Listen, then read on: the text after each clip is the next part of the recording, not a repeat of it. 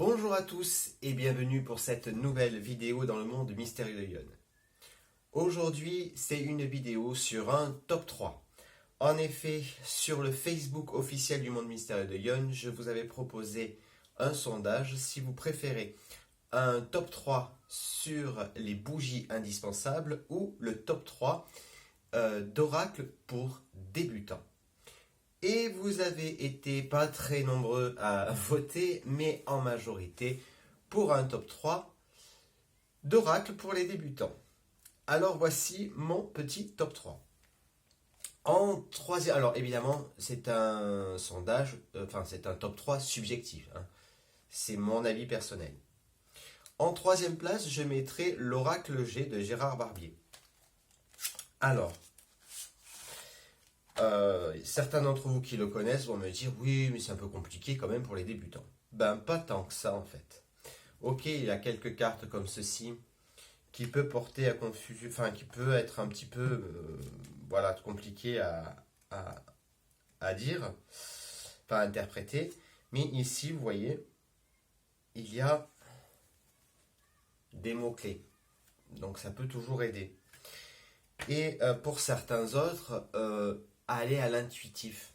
Par exemple, cette carte-là, c'est une période sèche. Une période sèche, c'est quoi? C'est une période où il ne se passe rien, un petit peu. Voilà. Là, on voit que c'est le travail. Là, on voit que c'est un jeune homme blond ou brun. Ici, qu'on a la fête. Ici, qu'on a le docteur ou l'hôpital. Les langues de vipère. Voilà, je trouve que c'est assez facile à comprendre. Donc, c'est pour ça que l'oracle G, je la mets en troisième position. Voilà, évidemment, ce n'est que mon avis, bien sûr. Mais en tout cas, c'est celui-là que je conseillerais le plus. Enfin, un des que je conseillerais le plus. En deuxième position, et ça va faire débat, mais je trouve que à l'intuition, une personne qui commence peut franchement s'en sortir. J'y réussis. Et pourtant, c'est l'oracle de la triade. Alors l'oracle de la triade, vous voyez, ça peut ne pas parler à tout le monde, bien sûr. Mais je trouve que ces cartes, elles sont très parlantes. Alors celle-là, vous allez me dire, ouais, mais celle-là, elle parle de quoi? On est dans le noir. Il y a la lumière au bout du tunnel. Ici, on a la sagesse du corps, la sagesse de l'âme justement. La prière qui peut parler généralement. Après, il faut y aller à l'instinct quand on fait les cartes. L'oméga, c'est la fin d'un cycle. Le voyage, c'est des déplacements. Je pense que, de toute façon, quand on fait les cartes, ça, je le dirai à chaque fois, un petit livret avec les mots-clés pour certains, et le reste, c'est vraiment aller à l'intuition. Moi, c'est comme ça. Enfin, après, chacun, évidemment, fait comme il veut, mais je pense que c'est comme ça qu'il faut.